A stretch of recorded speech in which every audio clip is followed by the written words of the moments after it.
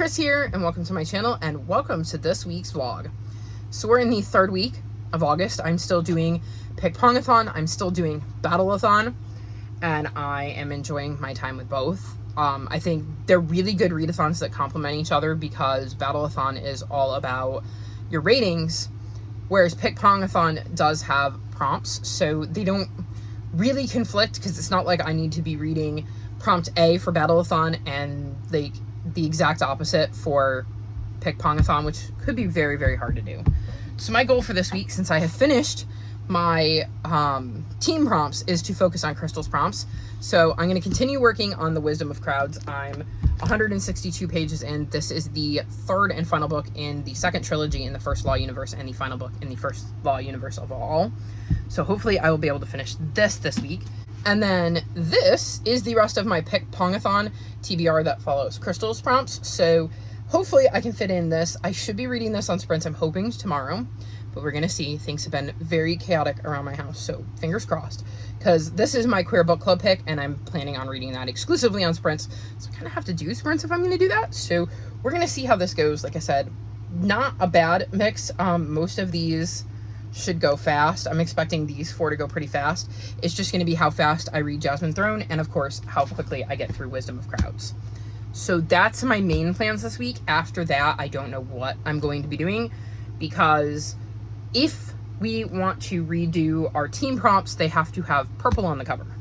Well, my team has to have purple on the cover because I am on team Triple P and our color is purple. So I'm a little nervous about that because I don't know how many books I had on my actual TBR that have purple on them. So that could be interesting, because it means I may have to make a choice between reading for my prompts or reading for my TBR. So we'll see how that goes. But first things first, I've got to get through this stack. So I think I'm going to go work on some of that and relax, try to go to bed, and hopefully I will check in with you at some point this week. I haven't been great about that lately, but fingers crossed this week goes a little bit smoother so that I can actually check in and let you know what I'm doing about midway through the week.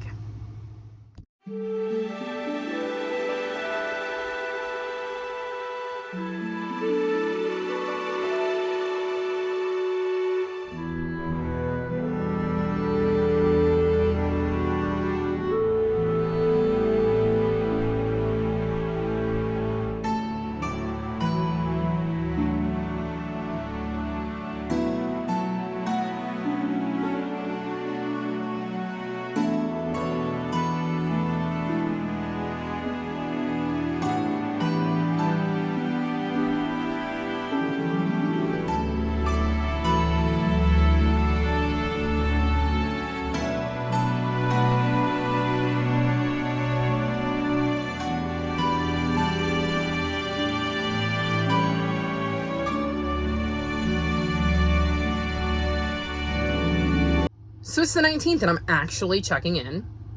Well, wonders never cease. I've had a much better week this week than I have the first 2 weeks of August. So that has been really nice. I've been sprinting the last couple of days, which has helped me get through the stack that I'm about to run you through. Because again, a successful week. And I think we're going to have a Cielo. She is in here.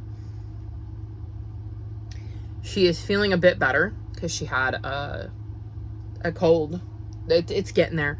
Although my little gremlin does not like taking her medicine. So that's been fun. But at least this one, unlike with her teeth, is only once a day, which means I only have to pin her down once, which has been super helpful. But otherwise, it's been a much calmer week, which was much needed. Book-wise, I finished Order of the Majestic, and I gave this 3.5 stars.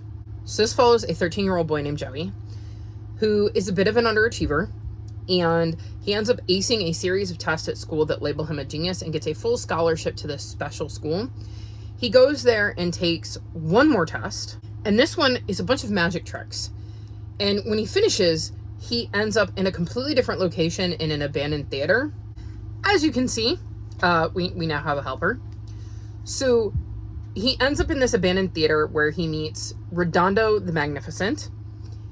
And Redondo is a washed-up magician. And this leads Joey to learning that, you know, magic is real, but there's not a lot left of it in the world. And it may be too late to save what little remains. and he really wants to try for a change, but he ends up getting swept up in a centuries-old conflict between rival societies of magicians, the Order of Majestic, who want to keep magic alive and free for all, and the Invisible Hand, who are dark magicians who want to hoard magic for their own evil ends. So this battle begins, and Joey must get involved and help Redondo and see if he can help save magic. And I thought it was a decent start to the series. There's a lot going on. She's stuck. Do you want to get down? She's so helpful. So there's a lot going on in this one because we get to learn about the world Redondo is in, how the magic works, because it is magical. And I mean, some of it is in ways based on like Harry Houdini and magic tricks, because one of the things that Joey has to do is inherit the lost legacy of Harry Houdini. So we have that kind of magic, but it is also like fantastical magic as well. So we kind of learn the difference between those. We have to learn about how Joey ended up here and see the back and forth between his regular life and this magical life he stumbled upon. And I like seeing Joey's growth throughout this book. I thought that was quite interesting because he really is an underachiever, a bit of a slacker, and he's got so much more potential that he's not really using, and we see him kind of struggle with that throughout the book. I think the two factions are quite interesting with the Order of the Majestic and the Invisible Hand, and how that kind of came about and where they're at the start of the book compared to the end. I think this sets up the series really, really nicely, and it is definitely one I want to continue. It's intriguing, and I'm wondering where it's going, and the end, I think, sets up book 2 really, really nicely, so hopefully I can continue that sooner rather than later. Then I read Warriors. The Prophecies Begin, which is a graphic novel. And this covers the first 2 books in the first arc in the Warrior series. So if you've been on my channel a while, you know I love Warriors. And it is a series that follows forest cats that live in clans and try to coexist. And in the first arc, we meet Rusty. And Rusty is a kitty cat. But he dreams of being able to go through the forest and hunt mice and stuff like that, and he ends up venturing into the forest one day and ends up bumping into the wildcats that live in the forest. They give him an option. He can come and join one of their clans, the clan he runs into is Thunder Clan, or he can go back to his soft life as a kitty pet, but he cannot continue to go in the forest if he's going to stay a kitty pet. And he chooses the warrior life. He goes with them and gets rechristened Firepaw. And so this is, again, the first 2 books in that arc where we follow Rusty / Firepaw's journey to becoming a member of ThunderClan and learning all about the clans and how they exist, their rules, their structure, all of the different characters and the characteristics of each of the clans.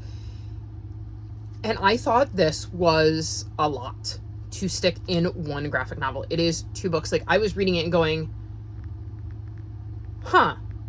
this definitely feels like it happened past book 1. And I think it's, like, obviously because it's the first 2 books, but I did not know that going in. So I was expecting this to be a graphic novel version of the first book, not the first 2. And I feel like I might have enjoyed it more had it not been so long since I read the first arc. But I will tell you, do not read this if you haven't read the first arc. You will not enjoy it. There is so much nuance that is lost because they're combining 2, like, 300-page books into one graphic novel. And there's just only so much they can put into this. I did still really enjoy it, but I can understand if you haven't read the series in a while and a lot of the details are fuzzy, how this might get a lower rating. Because there's just so much they cram into this graphic novel that I can see how it could be very, very confusing. And again, as somebody who has read the first arc multiple times and knows it pretty well, like the main big arcs, I literally sat here and went, wait a minute, that didn't happen in the first book. So they get through a lot of Firepaw's story in here.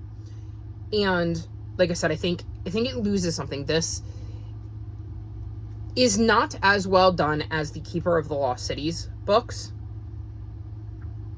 because we have a graphic novel for the first half of the first book in that series. And that one does such a great job of not feeling like it's leaving a ton of stuff out. And granted, those books are a lot chunkier, but I feel like this series would have been better if they had had 6 books, one for each story in Firepaw's arc. I don't know that I love that they crammed 2 books worth of story in here, but I also really, really love this series. So here is a page so you can see kind of the art style. And I do like that, although not all of the cats are how I pictured them in my head. And we've also had numerous illustrations of them over the years, because like we have I'm looking up here, we have both versions of the Ultimate Guide, which have different pictures of Firepaw. We have Cats of the Clans, which have pictures in it. We have several different graphic novels that may feature cats in this series. We have mangas that feature cats in the series. So there are multiple iterations of what these cats look like, and this isn't my favorite version of that. I'm probably rating it higher because of how much I love this series and how well I know it, because again, I can understand why somebody would rate this lower, because I can see how it would be completely confusing. I thought it was a decent start to the series. I wish they had drawn it out and made a book, like a graphic novel per book in the series, because I think they're losing a lot of what makes these series so special by trying to condense it and cram 2 books worth of information into one. So that would be my big gripe, but I still enjoyed it, and it's 4 stars, but I can understand why other people might rate it lower. Then I finished a series by reading The Wisdom of Crowds, and I gave this 4.5 stars. So as far as I know, there's no plans for other books, although the way this ends suggests there could be potential for it. Like, I feel like the author wrote the ending in a way where he left the possibility of more open. So I'm going to mark it as finished for now, but if there were to be more books in the First Law universe, I would absolutely read them. So this is the 9th or 10th book in the First Law universe, and the 3rd book in the 2nd trilogy in the First Law universe. And the 2nd trilogy follows descendants from the 1st trilogy, and there's just so much going on. I believe it's been described as a grimdark fantasy series. Like, there's lots of battles and fights, wounds, war, political maneuvering. Is there a map? No. Interesting. I would have thought there would be a map of the area, but there's not. Because I was going to show you, like, all of the different lands and them fighting. So we have all of these different factions of people and POVs who are on various sides of various conflicts, and we're seeing kind of the conclusion to where they've been going in this trilogy. This is really, really hard to talk about this far in, because I don't want to talk about who even we're following, because spoilers for the first trilogy. So it was really interesting. There was a giant twist in the middle of this that had my jaw on the floor. Maybe I should have seen it coming, but I did not. So that surprised me. I really, really liked how this book kind of came together. I love the twist. The twist was fantastic. The pacing in this series is so well done. Like, this trilogy just was so well done that, like, I like it so much more than any of the other books I've read in this world. And I love how it kind of all wrapped up, and how everything kind of came together in the end. All of the things that had been brewing throughout the series. And like I said, he left it open-ending, so I wouldn't be surprised if we get more from the series at some point in the future. And if we do, I'm absolutely down to read it. Then I read The Jasmine Throne, and I gave this 3.75 stars. So this was my queer book club pick.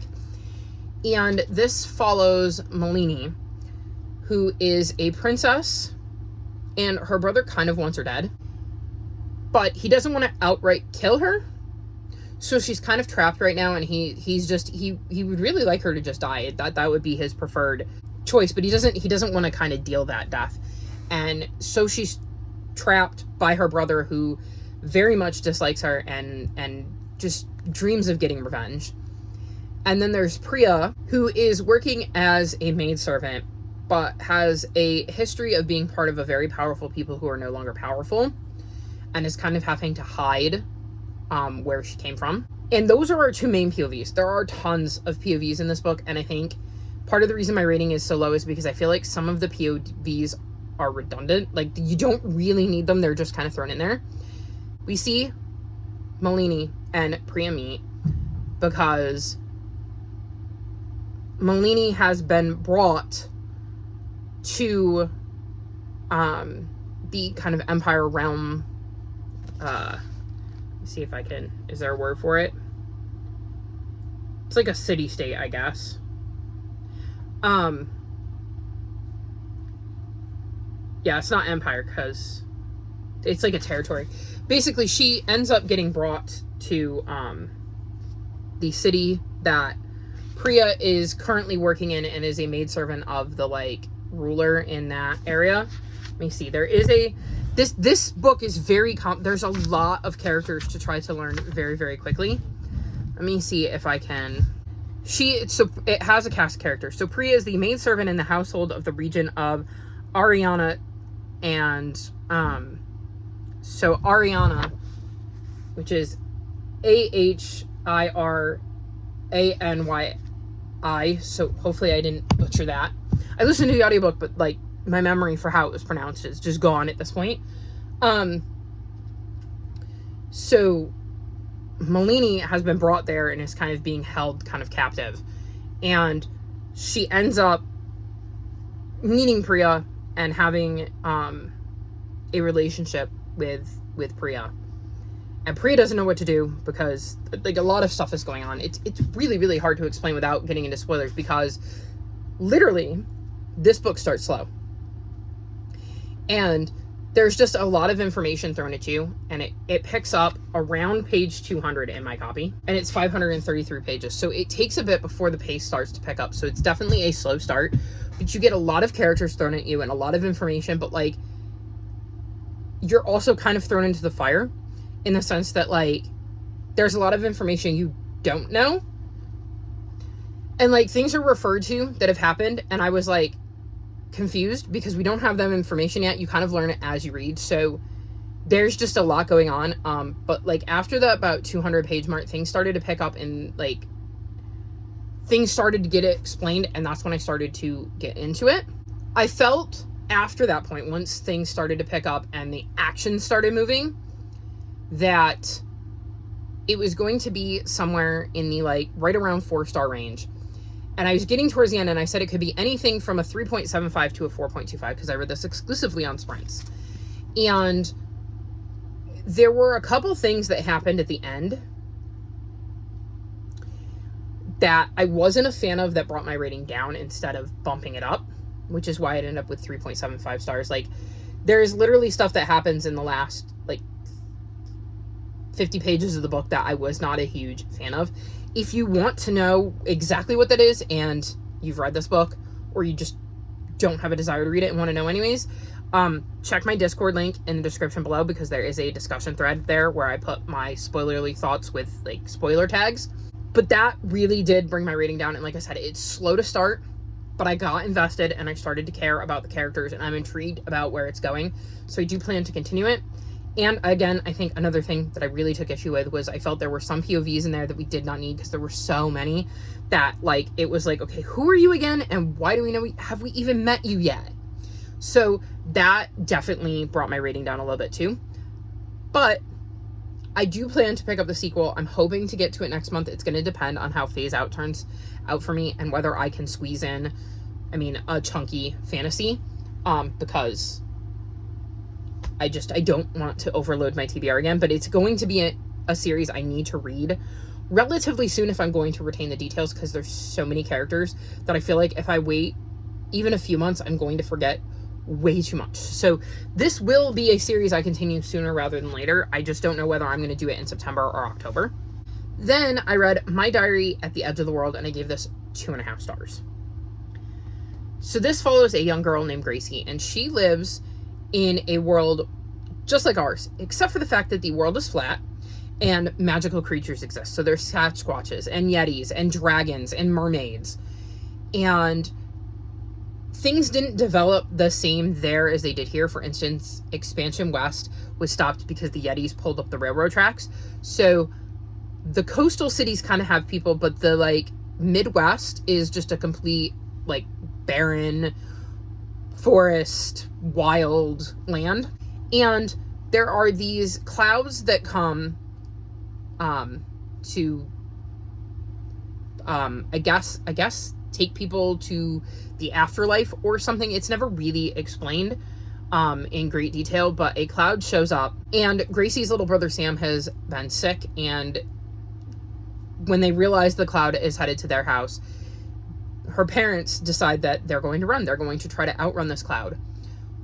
Another interesting thing is that she meets a boy named Oliver in school right before all of this happens, whose parents were killed by Sasquatches, and he's an orphan, and he ends up going with them. Gracie ends up telling him about their plan to leave, and he shows up the day they're leaving and says, "Please take me with you," and they do. Which I also thought was really strange, to just take a child from their foster parents and just take off with them. But we see them in a Winnebago as they kind of travel with the idea of getting to the extraordinary world, aka our world. Gracie's dad absolutely believes they can outrun this cloud, and that the extraordinary world, our world, exists, and that if they travel to the edge of the flat earth they live on, that they can get to our world. So they decide they're going to try to outrun this cloud. And this is told through diary entries from Gracie. And the reason this gets 2.5 stars is because I never really got attached to any of the characters except for maybe Oliver. I found him to be the most intriguing character of the bunch. The ending was not satisfying in the slightest. And I had a lot of issues with the way the world was, because it was like, this is a world where magical beings exist. Obviously, you have, again, dragons, mermaids, Sasquatches, Yetis, but they don't have, like, air travel. They don't have hot air balloons because, well, the dragons didn't like things flying in the air. The entire Midwest is just a complete wasteland because they can't go there because it's too dangerous. And yet, they still have things like Disney World. Disney World still, well, it doesn't exist now, but it did exist at one point. McDonald's, fast food, like some things that I feel like wouldn't have been created ended up created anyways, because I feel like there wasn't enough difference between their life and what happened in our world, despite the gigantic changes that having all of these like mythical creatures would create. So I wasn't a huge fan of that. Like, that really took me out of it, because I was like, wait, what? So, like, nobody can live in Nebraska, but Disney World still existed. So I really, really struggled with wrapping my head around that. I also struggled with the clouds, because it's never really explained how they plan to outrun this cloud. They don't really explain what happens to people who are taken by clouds, other than they give the impression that the person dies. And I don't understand why they thought if Sam was sick, getting him here was somehow going to save him, like our world. Because yes, the cloud wouldn't be able to take him, but if he was sick and dying, what did they think was going to happen when they got to the extraordinary world? He would just not be sick anymore? So I didn't understand that. And like I said, I wasn't a huge fan of any of the characters except for Oliver. I didn't necessarily like their motives. It was a book that in a lot of ways did not work for me, and if it wasn't for Oliver, I don't think it would have gotten 2 stars at all. Like, he was the shining star in this book. I really, really liked him. I think I would have enjoyed it more had it been told from his point of view, because I think it would have been more interesting to hear his thoughts on this family who was trying to outrun a cloud while he was trying to escape memories of his parents and dealing with his trauma from losing his parents. So I didn't enjoy this book very much at all. But luckily we had Oliver, so at least there was a silver lining. And then the last book I finished is Counting by Sevens. And this is a 5-star prediction, so I'm not going to be talking about this here. But I just wanted to let you know that I did indeed read it. And it was my last 5-star prediction, so maybe at some point I will actually sit down and film the vlog clips I need to film for my book haul revisited and my 5-star prediction, because I'm way behind on that. I really do need to get back to that, but I need to catch up on vlogs this week because, like, editing wise, because my phone is starting to get full and I have TBRs to film. But I did manage to find time to edit some today. I'm going to edit a little bit more before bed and get my final book support group vlog edited so that I can hopefully get back in the groove of things, because I'm getting to a place where, like, I'm in a spot where I think I'm actually going to get through my entire TBR and not have to roll anything over. But speaking of that, I am partway through another book. Also, I should mention, Counting by Sevens was the last book I needed to read for Crystal's prompts. So I'm now back at the beginning with my team prompts that I need to complete. But on the second go around, they all need to have purple on the cover. Your team color on the cover, and mine is purple. So I'm still not going to tell you the prompts for those, but I am reading Crooked Star's Promise. And I am on page 347. So I'm making really good progress in this, which is why I ended up editing, because I hit my page goal and then exceeded it on sprints today. So this is a standalone in the Warriors series. It is a focused look into Crooked Star's life. So we're getting a look, like we see him from the time he is born, and I don't know where we're going to end up with him, but we started out with him literally getting born, and we're seeing him grow up, and it is interesting to see his journey. So he is in the very first book of the series, Into the Wild, where we start Rusty, as I mentioned, his journey in this one. I don't remember off the top of my head if we see him in this one, come to think of it, but he is there. He does exist in that world. So he is somebody we have known since the beginning, because, I mean, if I was going to suggest you start the series, hello, Cielo, I would suggest you start with Arc 1, Warriors Into the Wild, because that is going to be the book that gives you the most information. Like, in my opinion, even though chronologically you could start earlier, I feel like that is the book that is going to really introduce you to the world the best. I mean, that's the way the Aarons wrote it. And Cielo, you're not being helpful. So that is where I would start. So we've known him since the beginning, those of us that started with Into the Wild, and it is super intriguing to see his life and to see, you know, how he became the cat that we met in Into the Wild and in the first arc. So I'm enjoying it. I don't think it's going to be 5 stars. I think it's going to be a 4-star read, though. And yeah, it's quite interesting to see Crooked Star's journey and to see the decisions that he's made and the events that have kind of brought him to where he's at right now. So I'm enjoying this one, and hopefully I will finish it tonight or tomorrow. But that's my update. This is a 30-minute clip. Editing Chris is going to hate me. Because as y'all know, I love editing. But I feel like I'm making really good progress. I think this is going to be a TBR I actually finish. I know, I'm shocked. I have been battling with adding like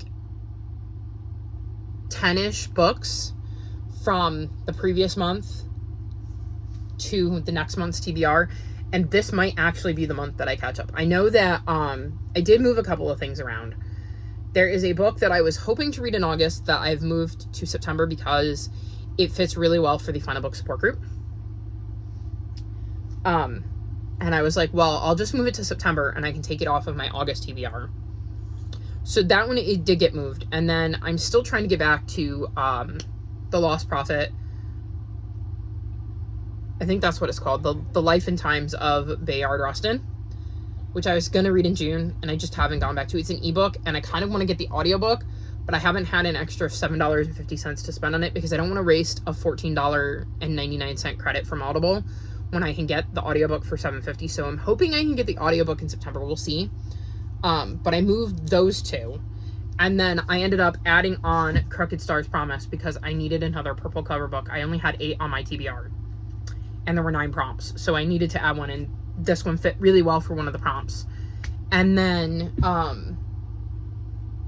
2 of Crystal's prompts are highest rated and blind pick, and what I do, I mean, highest rated, I don't really have much of a choice over that, and that one was not on my TBR.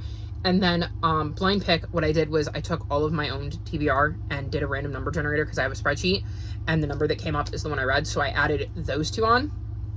So like I said, I moved a couple of books off my August TBR because I knew I wasn't going to get to them. And I might continue to push the Bayard Rustin one out. I don't know. I really do want to get to it though.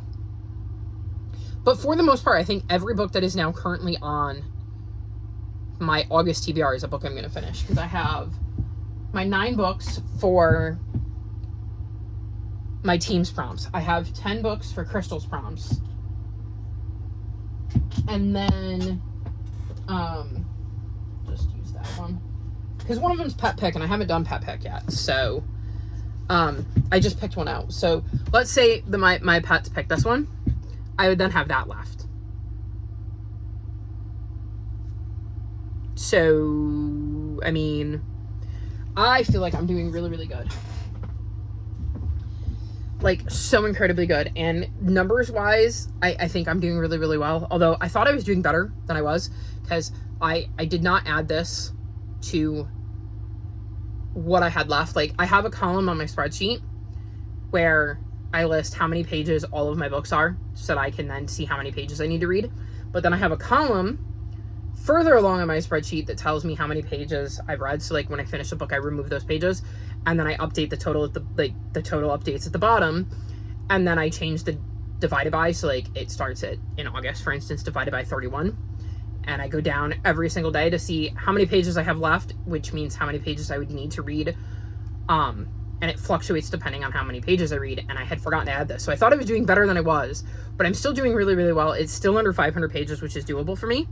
And like I said, I think I've got this, because another thing I'm going to mention is that Crumbs, A Tale of Two Nights, Homebody, and The Dark Deep are all graphic novels. And then I have Spy Family Volume 1, Ragna Crimson Volume 1, and Witch Hat Atelier Volume 3, which are manga. Those are going to read fast, really fast. And this one is also on here. It's 89 pages, and like, I mean, how long do you really think that's going to take me? So I'm trying not to feel too overconfident, but I'm feeling a bit confident. So we're going to see how it goes. And now I have talked even more. Editing Chris is seriously not going to like me. So I'm going to wrap this clip up, and I will check back in with you at the end of the week to let you know how I did.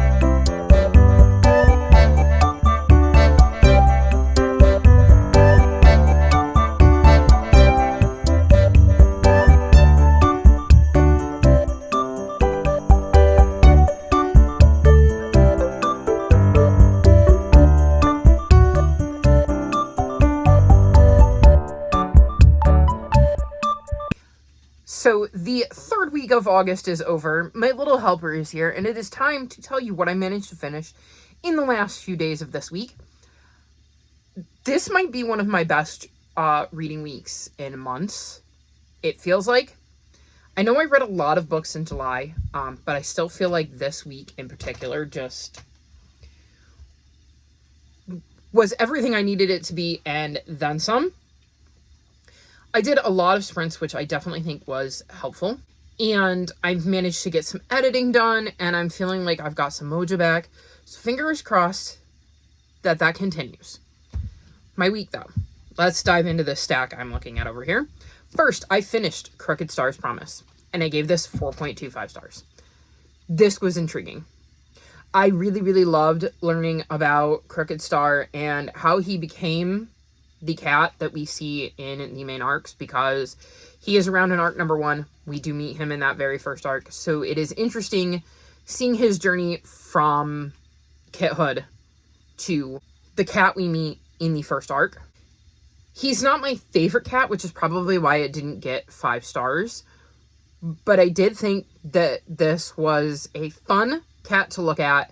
It was really interesting to see his backstory, and I just flew through this once I picked it up. So very, very happy to have read this. And I believe that leaves me with 2 super editions left.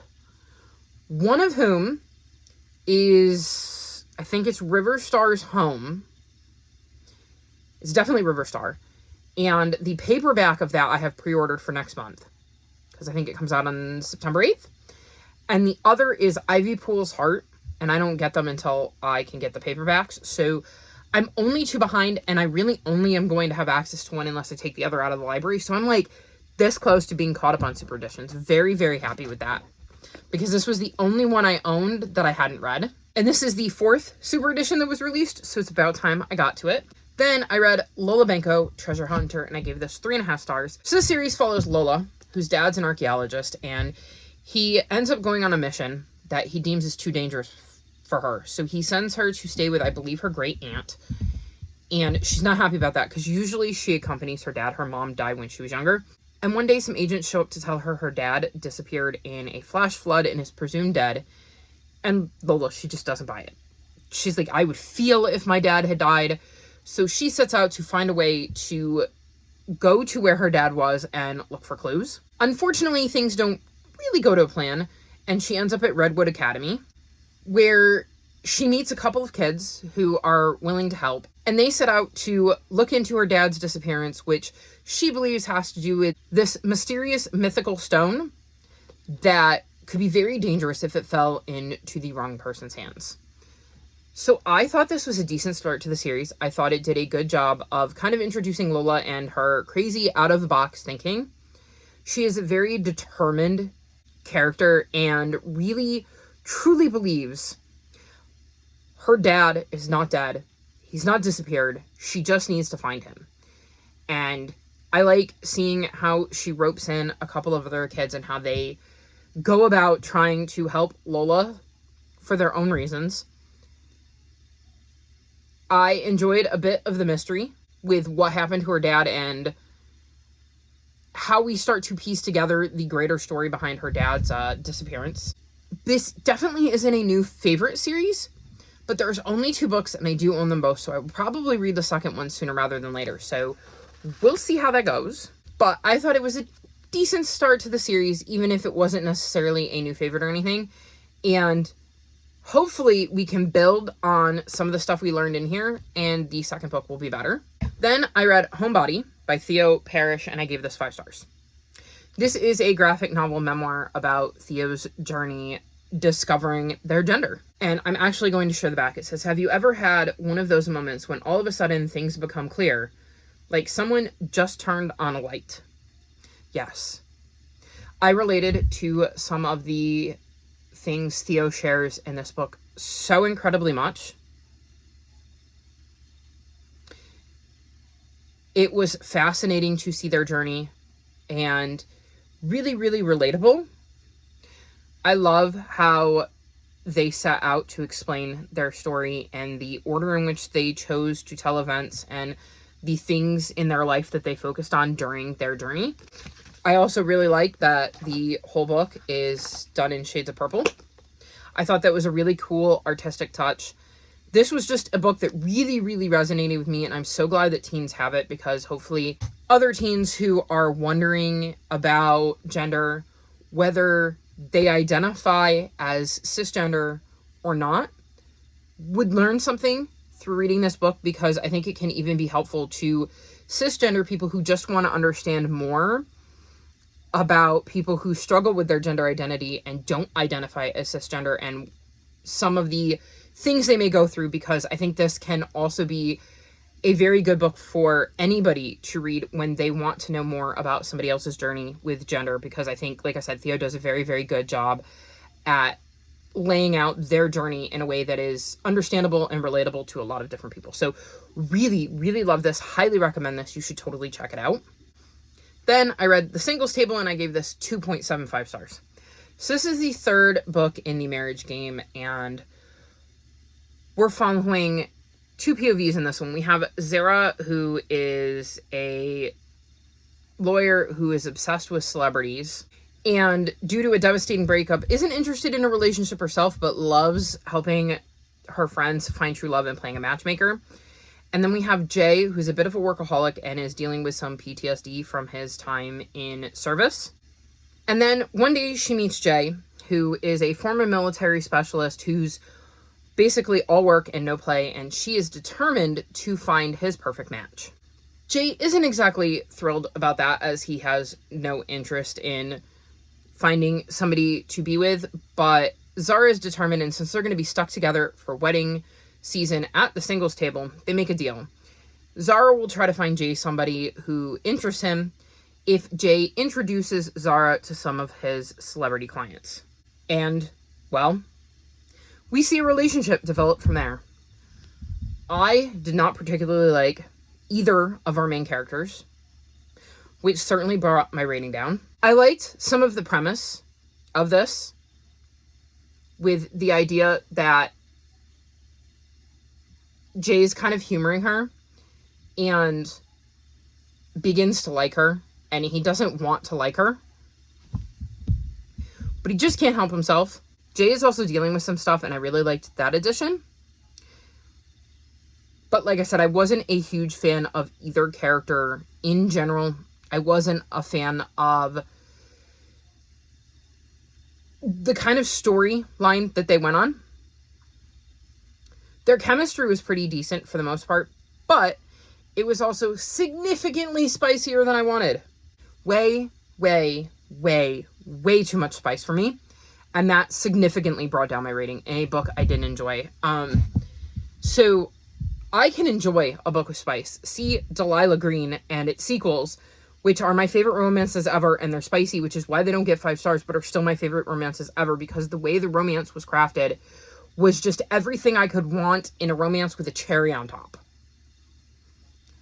This did not have any of that going for it, and then it had all of these really spicy scenes that, I mean, granted, maybe for you they're tame depending on the types of romances you read, but I don't need any on-page anything, and this had multiple instances of on-page spicy scenes, and I just was not interested whatsoever, and the rest of the book was not engaging. So, I mean, if I had not been reading this for one of the prompts I needed for PickPongathon, I think there's a high chance I DNF this. That's how uninterested I was. So, this book just was not for me, and I'm disappointed because I remember really liking the second book. So, oh well. But this does catch me up on the series, and it might have been a trilogy. I don't know. So, I'm either caught up or finished. Either way, I can take it off my series that I'm in the midst of list. Then I read A Tale of Two Nights, and I gave this 4 stars. So this is exactly what it says. It's an Arthurian love story, and it is a kind of retelling of Camelot and Arthur. So we're following, in this case, Tristan and Lancelot, and yes, it's that Lancelot. And we also get to follow Morgan, who is Arthur's sister. And the Fae have shown back up, And local villages are getting attacked, and so people are coming to Camelot, and Arthur calls in his sister because he needs a mage's help, and his sister has been training as a mage, and Merlin, the most famous of mages, has gone missing. So Lancelot, being a knight of the Round Table, sets out with Morgan and tracker Tristan to see if they can track down Merlin. And each of our main characters is kind of going through something that we learn about in the course of the book, and I enjoyed the journey. I enjoyed getting to know our three main characters, seeing the issues they were dealing with. I thought that the art style was decent and felt very true to kind of the time period, and I thought that definitely added to the story and the immersion of feeling like you really were in Camelot going on this journey with the three of them. I liked the relationship our three characters developed as they went on this quest to go track down Merlin, and I thought it was just a sweet, fun little story where we got to go on a quest to find Merlin and have a queer romance at the front of it because, well, I mean, you knew that's what you were getting based on the cover and the fact that it says an Arthurian love story. So I really enjoyed getting to see Tristan and Lancelot's relationship develop. But I also like the addition of Morgan and how she played into the story as well. So I quite enjoyed this one and definitely think I want to see if this author has written anything else because I had a good time with this one.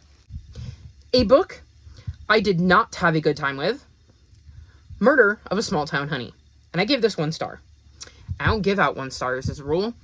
But again, I was reading it for PickPongathon, and I know me. If I don't finish it, I'm going to dither with the way the scoring is set up on how I would even submit it for points, because I know you can DNF, but like I was just like, I do not have the spoons to figure that out, so I just finished it, and I very much disliked it. So we're following Sky, who has returned to her hometown and is working as a psychologist at the local school district.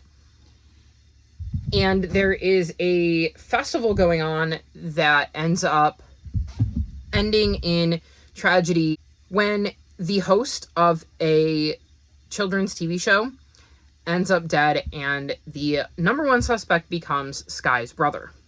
So, I did not like Sky at all.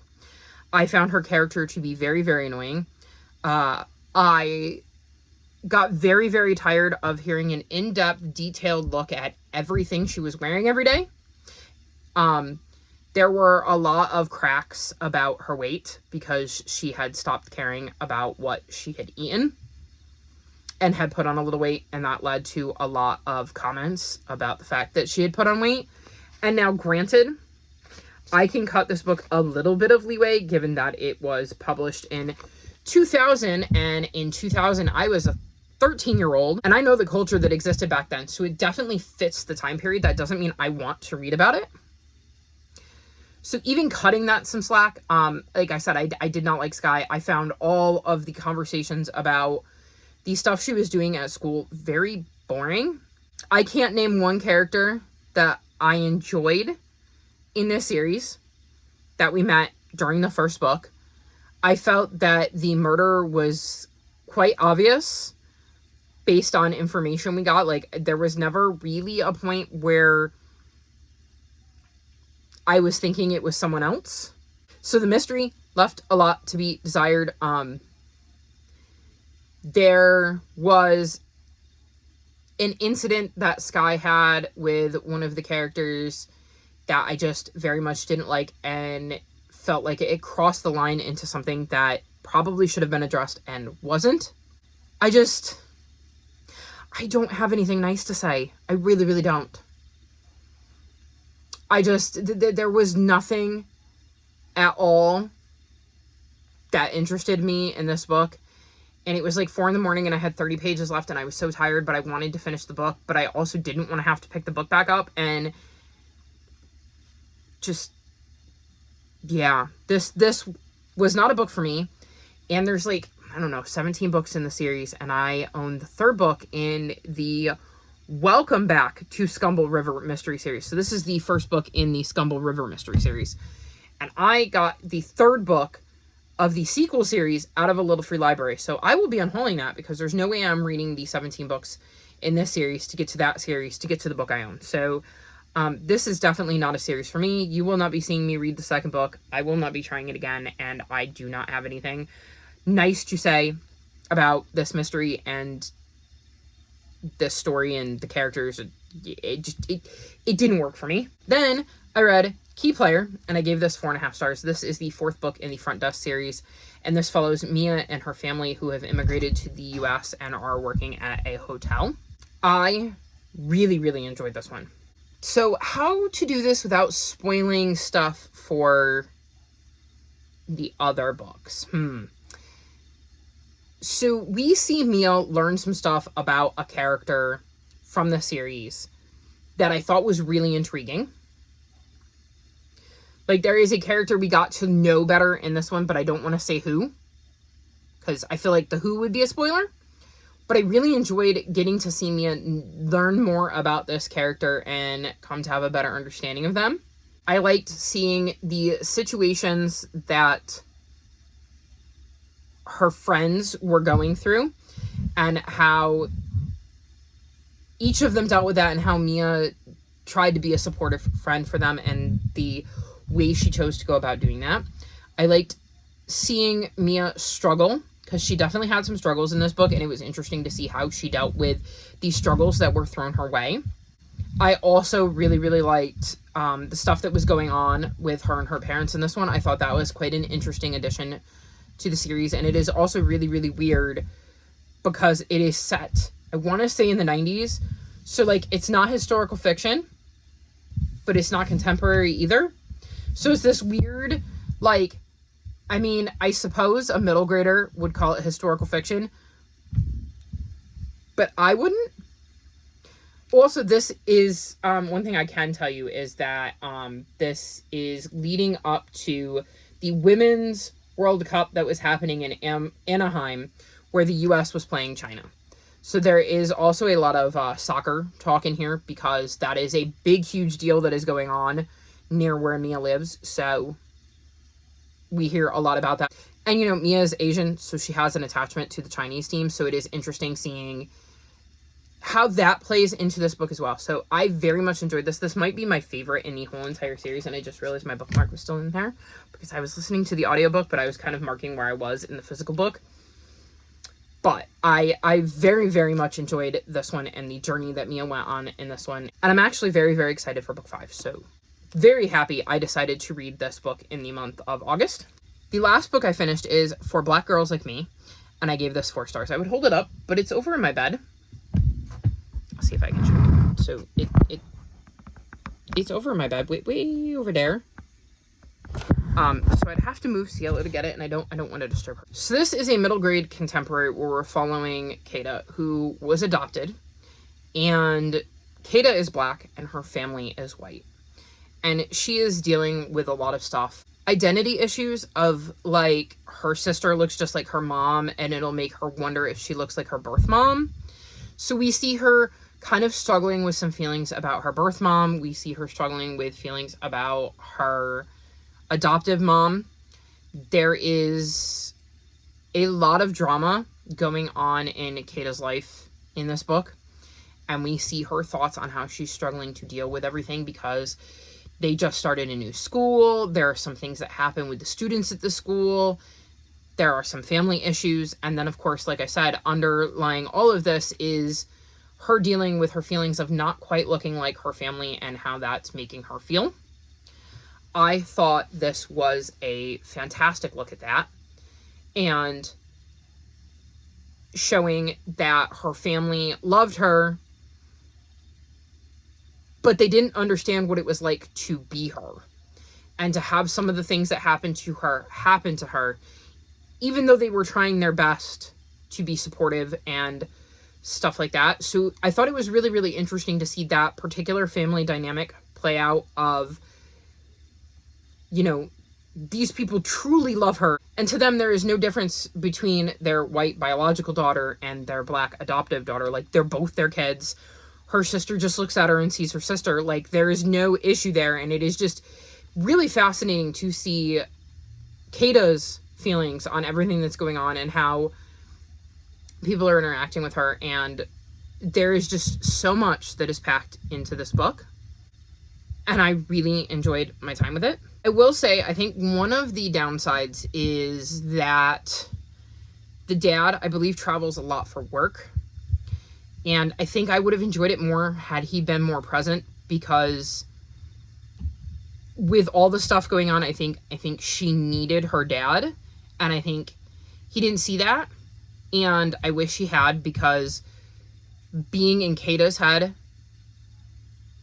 was at times rough and made me feel for her that her dad was not around to, you know, be there for her. So I think that would be my only drawback, but I also think it was realistic that her dad wasn't around. So I thought it was a really, really good book. And I definitely think it's important to be out there for kids, because it tells such an interesting story and an important one. And I enjoyed my time with it, and am happy that Buzzwordathon kind of forced me into reading it, because the prompt for Buzzwordathon this month was the word like, and that is legitimately the only book I own that I could read, because I had one other book, but it's like the third book in a series, so I couldn't read that one because I hadn't read the first two. So it was literally the only book on my own TBR that I could read for that prompt. So I'm really happy that Buzzwordathon kind of forced me to pick it up now, because I really, really enjoyed it. And then the only other update I have for you is that I've started Crumbs, and I am on page 248. This is a graphic novel, and it follows Ray, who has the ability to see the present, and is following her dreams of trying to use that ability to help people. And she meets Lori, who works at his aunt's bakery, but has dreams of becoming a musician. And when they meet, a friendship / relationship starts to blossom. And yet they're both very ambitious and following their dreams. So they're trying to balance this new relationship they have developed while also chasing their dreams. There's a lot going on, because you have two very driven people who want very, very different things when it comes to their dreams. And that doesn't always coincide with making things easy for their relationship. And then, of course, there is Ray and her abilities to see the present. And throughout the book, she starts to develop the ability to kind of see glimpses into the future, and is struggling to manage that. So I think this, so far, has been a really interesting book, following these two driven people who are trying to find balance in their lives while chasing their dreams. So I'm quite enjoying this, and I look forward to seeing how it turns out in the end. So that was my week. And based on the length of this clip and my memory of the length of the last one, this is going to be a very, very long vlog. But like I said, it has been probably one of the most successful reading weeks I can remember having in a very, very long time. I think Crystal's readathon has actually been very beneficial for me, because we had our team prompts, then we had Crystal's prompts, then we could go back and do our team prompts again, but they had to have our team color on the cover, and then we get to do Crystal's prompts again, but we have extra prompts that we have to also have, so they have to have one of Crystal's prompts and one of these extra prompts, and it made my TBR that I had already broken down from like my over 300 or some odd books that I have in my house to a smaller TBR using like my TBR game and rollovers and stuff like that, to these manageable little chunks. And I think that made it so much easier, because I did not feel the chaos of, oh my goodness, I have like 25 books left on my TBR, I'm never going to get through them. I was literally looking at 9 or 10 book chunks, and I think that made things so much easier. So I'm quite looking forward to next week when I dive into Crystal's prompts, because this is the last of my team prompts with purple on the cover. So once I finish this, and again, I will be finishing this before bed, I can dive into Crystal's prompts.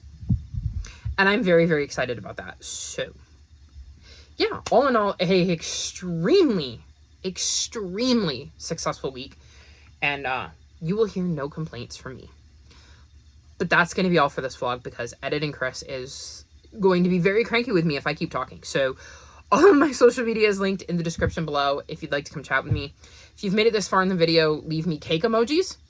Like this video and subscribe to my channel, and I'll talk to you next time. Bye!